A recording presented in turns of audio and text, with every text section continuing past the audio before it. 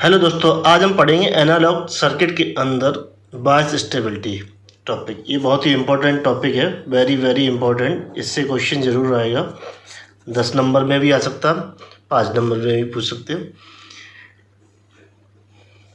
तो इसमें सबसे पहले जो एक टर्म आएगा वो पढ़ लेते हैं, faithful amplification. Faithful amplification, amplification.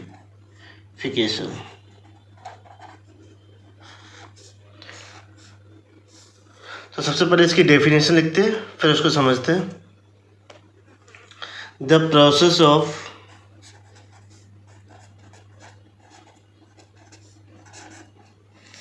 Raising the strength of weak signal without any change in its general shape is known as faithful amplification.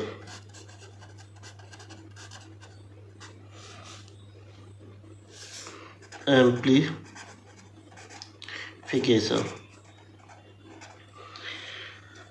तो ये इसकी डेफिनेशन है। तो ये कह रहा है कि कोई वीक सिग्नल होता है, उसकी स्ट्रेंथ को क्या है, बढ़ाना होता है। कब? जब कि उसकी शेप में कोई भी परिवर्तन ना हो। तो हमें जो आउटपुट एम्प्लीफिकेशन में मिले वो क्या मिले, जो भी हमने वीक सिग्नल दिया वो क्या, उसकी स्ट्रेंथ ज़्यादा बढ़ के मिले और उसमें कोई भी चेंजेस ना हो। देखिए ये हमारा एम्पलीफायर है। अगर हम इस पे जो है वी इनपुट देते हैं, ये वेव फॉर्म, ये वी एम, ये माइनस वी एम। तो जो हमें वी आउटपुट पे मिलना चाहिए तो वो कैसे, एम्पलीफाई मिलना चाहिए और विदाउट चेंज इन स्लेप मिलना चाहिए, शेप।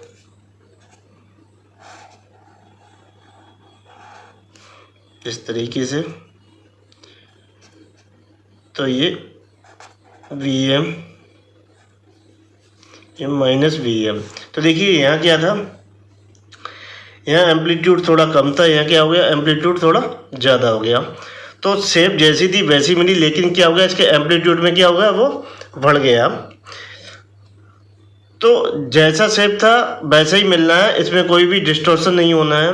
तो इसे बोलते हैं फेथफुल एम्प्लीफिकेशन। अगर जैसी शेप थी उसमें अगर क्या हो जाता है, शेप में डिस्टॉर्शन आ जाता है, जैसी शेप नहीं मिलती, जैसे ये हमने दिया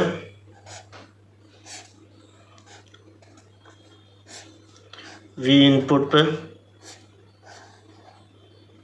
सॉरी ऐसे करके वी इनपुट, ये वी एम। तो आउटपुट पे क्या हमें कुछ इस टाइप से मिल गया।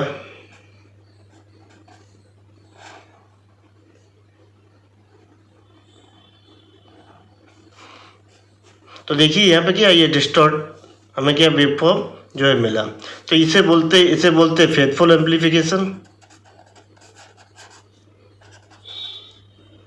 एम्प्लीफिकेशन, इसे बोलते अनफेथफुल एम्प्लीफिकेशन, क्योंकि हमें क्या मिला, आउटपुट में चेंज मिला, जैसा हमने दिया था वैसा जो है एम्पलीफाई होकर ना मिला। क्या मिला हमें इसमें, देखिए ये डिस्टॉर्टेड आउटपुट मिला। तो ये बहुत वेरी वेरी इंपॉर्टेंट है, डेफिनेशन से पूछी जा सकती है और बहुत ही ज़्यादा यूज किया जाता है फेथफुल एम्प्लीफिकेशन। अब पढ़ेंगे हम स्टेबलाइजेशन के बारे में। तो स्टेबलाइजेशन में जो है हम कुछ लिखेंगे। तो जो स्टेबलाइजेशन, इस पर यहाँ डेफिनेशन लिखेंगे। तो इससे पहले हम समझते हैं होता क्या है कि हमारी जो कलेक्टर करंट होती है, collector current IC in transistor changes rapidly when, तो जो हमारा ट्रांजिस्टर होता है, सॉरी ये आईसी जो करंट होती है ये बेस होता है, ये कलेक्टर होता है और ये इमीटर। इसमें जो आईसी करंट होती है वो रेपिडली चेंज होती है। वो किन कारणों से होती है? पहला कारण है temperature changes,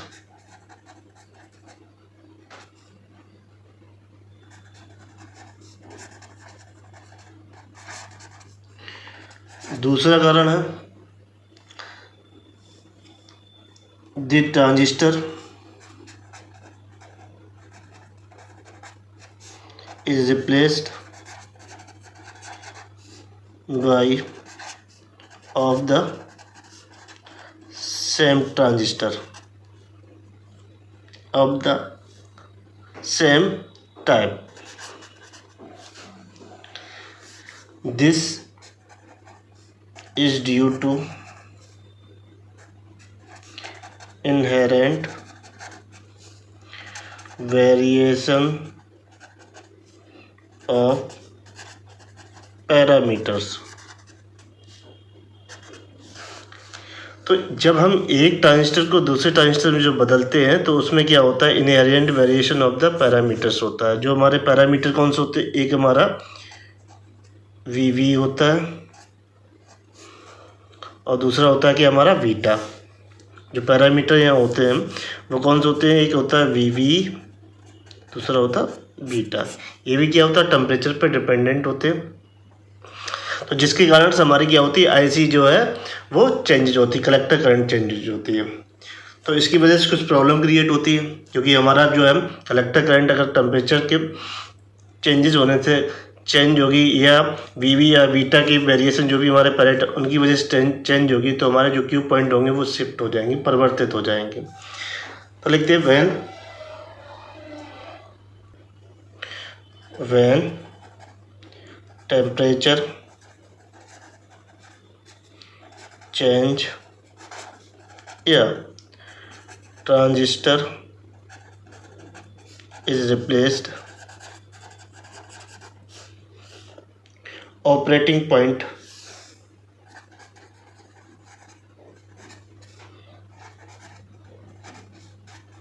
IC, VCE also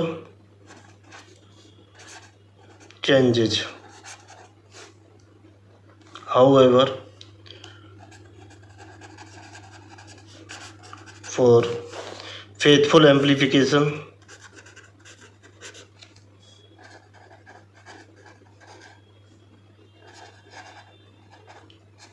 तो हमने लिखा जब टेम्परेचर चेंज होगी या ट्रांजिस्टर को रिप्लेस करेंगे तो हमारा क्या है? जो ऑपरेटिंग पॉइंट होंगे वो चेंजेस हो जाएंगे।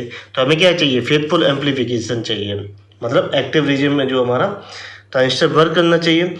तो उसके लिए जो है it is essential that operating point remain fix. Operating point remain fixed. तो फेथफुल एम्पलीफिकेशन के लिए क्या चाहिए? जो हमारे ऑपरेटिंग पॉइंट हो वो फिक्स होने चाहिए। तो फिक्स ऐसे तो होने नहीं, उसके लिए क्या होती है? हमें सर्किट चाहिए होती है।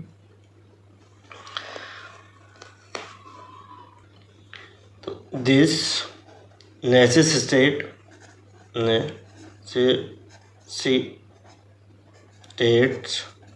To make the operating point independent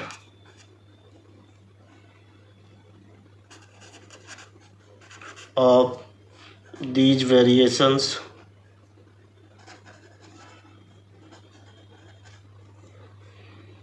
this is known as stabilization।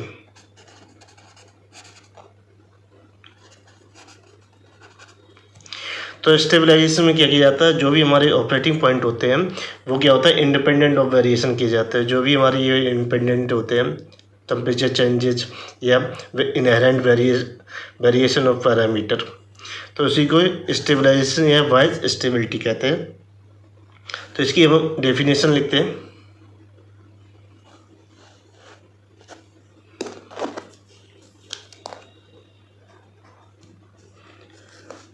The process of making operating point independent of temperature changes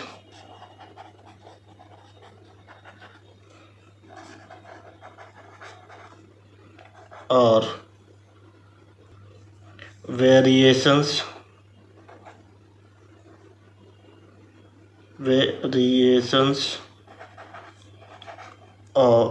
in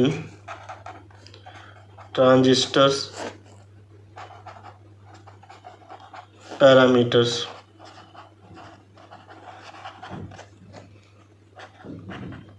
is also known as stabilization।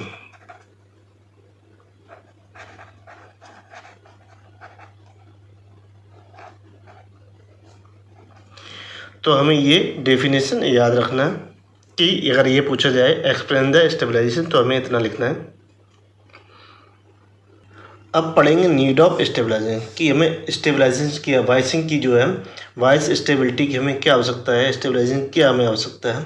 तो देखिए इसके लिए हम लिखेंगे the stabilization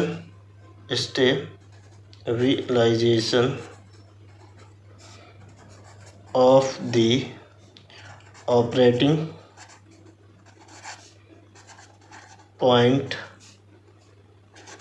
due to following reasons.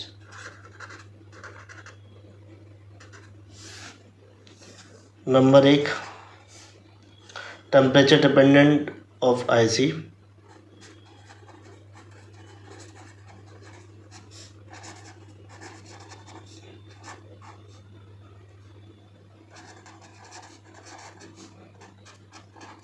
Number 2 point है individual variation,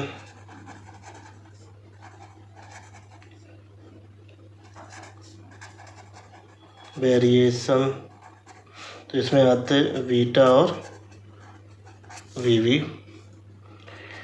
number 3 thermal runway,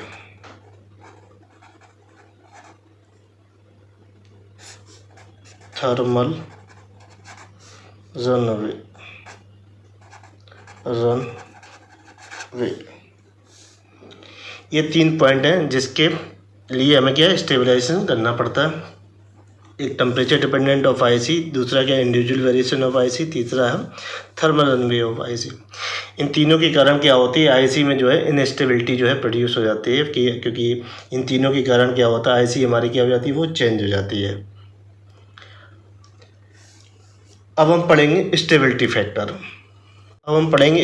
factor. तो stability factor में तो जो हमारी आईसी होती करंट, वो फंक्शन ऑफ होते हैं हमारे आईसी 0 वीवी बीटा। तो जो आईसी है वो हमारे इन 3 पैरामीटर पर डिपेंड करती, और ये तीनों कैसे होते हैं, टेम्परेचर सेंसिटिव होते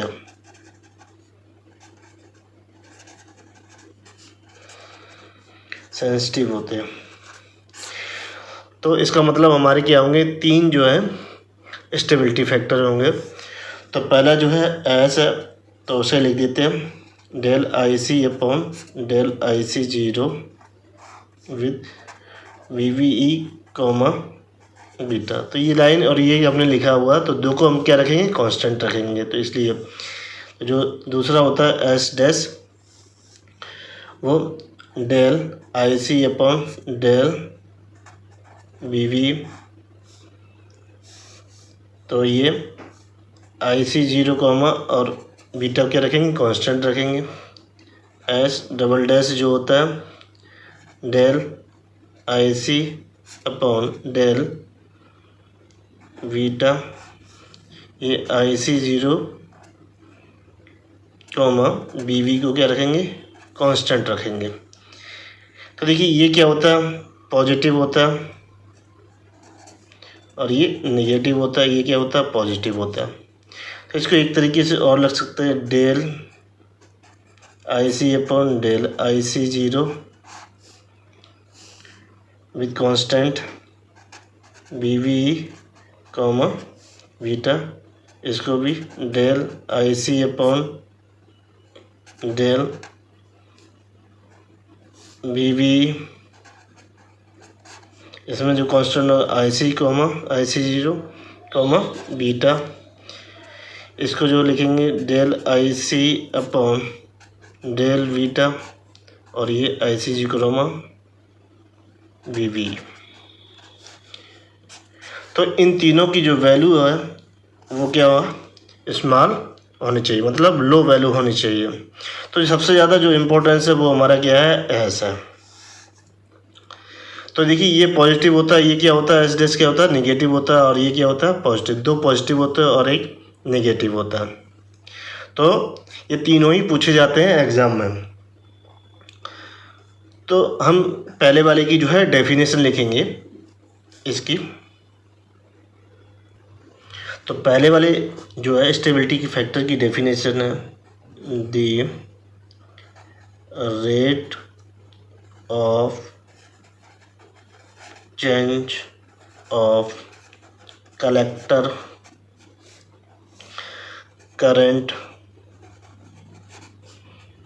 IC with respect to the collector leakage current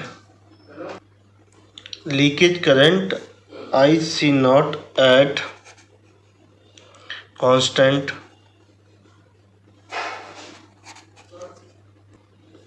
constant VV and Vita is called stability factor।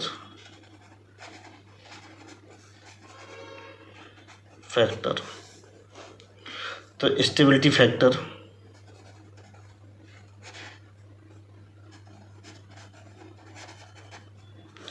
S बराबर del IC upon del IC0 constant VV comma beta, या del IC upon del IC0 constant VV comma beta. तो ideal value of S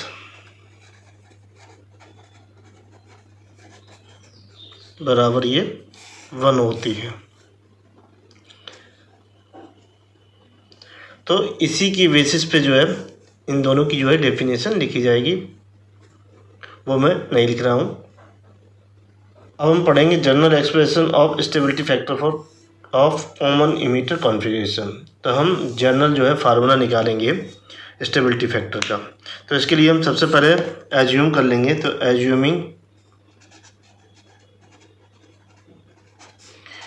VV comma and beta to be independent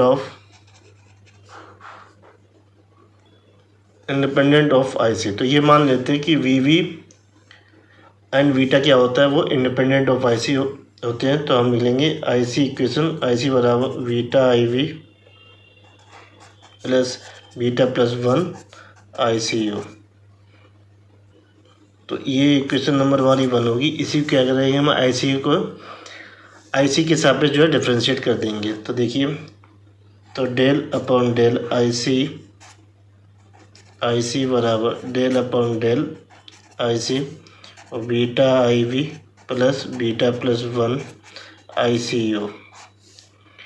तो देखिए ये तो 1 हो जाएगा, ये बीटा कांस्टेंट हो, तो del IV upon del IC plus beta plus 1, क्योंकि बीटा क्या माना हमने, इंडिपेंडेंट माना।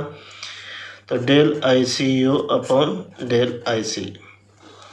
तो इसको इधर ले आते हैं, तो ये 1 minus beta del IV upon del I C बराबर beta plus 1 del I C U upon del I C.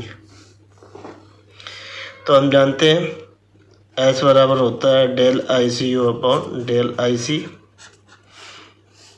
तो 1/s बराबर हो जाएगा डेल आई सी, सॉरी हमने यहाँ गलत लिख दिया, एस बराबर होता है del I C upon del I C you.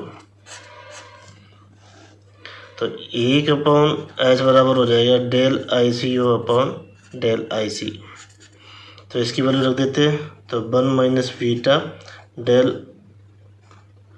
Del I V upon del I C बराबर बीटा प्लस 1 और इंटू 1/s। तो एस बराबर आ जाएगा beta plus 1 upon 1 minus beta del I V upon del I C.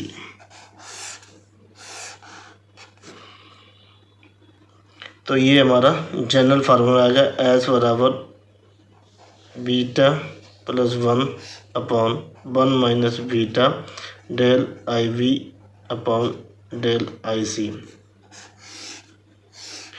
तो हमें S निकालने के लिए क्या निकालना पड़ता है, del I V upon del I C. तो बहुत सी बुकों में ये रहता है एस बराबर, इसलिए लिख सकते हैं 1 plus beta upon 1 minus beta D I V upon D I C. क्यों, ये सिंगल वेरिएबल के लिए। तो हम ये भी यूज कर सकते हैं, चाहे ये यूज कर सकते हैं। तो ये इम्पोर्टेंट है, जिसे हमें याद रखना है कि इसी बेसिस फार्मूले पे क्या है, सभी जो हमारी सर्किट होगी उनका स्टेबिलिटी फैक्टर जो है निकालेंगे और चेक करेंगे कि वो स्टेबल है कि नहीं है, कि उसकी स्टेबिलिटी क्या है, कि लेस स्टेबल है कि मोर स्टेबल, कि हाईली स्टेबल है।